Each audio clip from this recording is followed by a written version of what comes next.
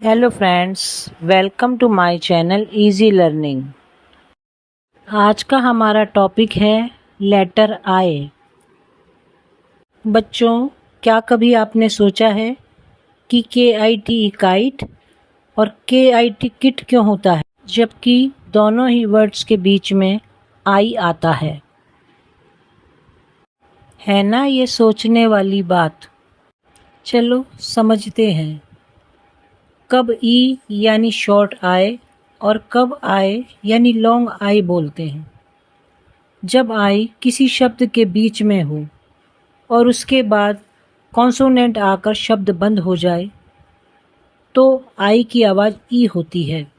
इसे short I sound कहते हैं। अब एग्जाम्पल से समझो। SIT सिट, इसमें भी आई है, लेकिन आई के बाद जब कॉन्सोनेंट आया और ये वर्ड ख़त्म हो गया।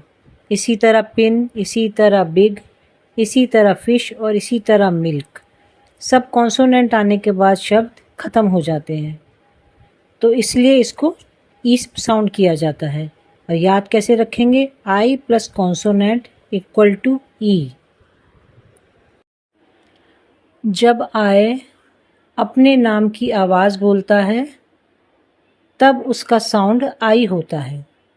इसे लॉन्ग आई साउंड कहते हैं। यह अक्सर तब होता है जब शब्द के अंत में साइलेंट ई हो। एग्जाम्पल KITE काइट, इसमें लास्ट में ई आया है साइलेंट, इसलिए इसको आई का साउंड देंगे। इसी तरह टाइम, 5, लाइन, स्माइल, टाई, पाए, राइस, 5 एंड नाइस। ये सारे वर्ड कॉन्सोनेंट आने के बाद साइलेंट ई पर ख़त्म हुए हैं। अब इसको याद कैसे रखोगे? I plus consonant equal to E, silent E.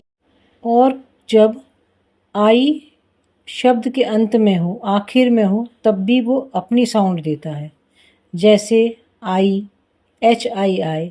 और कभी कभी शब्द वाई से ख़त्म होता है, तब भी साउंड आई का ही होता है, माय, बाय, यानी लॉन्ग आई साउंड। अब इन शब्दों को देखो। Find, kind, mind, blind, child, wild.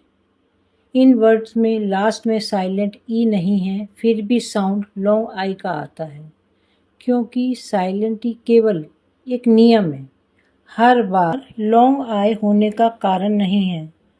Find को देखो, FIND, फाइंड। यहाँ IND एक ऐसा लेटर पैटर्न है जिससे अंग्रेजी में अक्सर आई का उच्चारण हो जाता है। कुछ शब्द नियम से अलग भी होते हैं, इन्हें अलग से याद करना पड़ता है, जैसे GIVE give, LIVE live, MACHINE machine.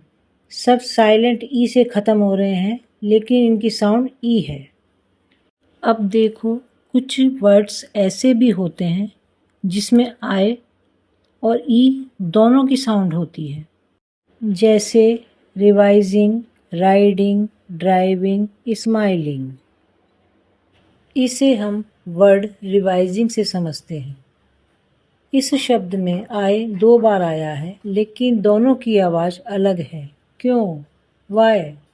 वो इसलिए क्योंकि रिवाइजिंग में आई की आवाज़ पहले आई से नहीं आ रही, बल्कि वॉइस वाले भाग से आ रही है।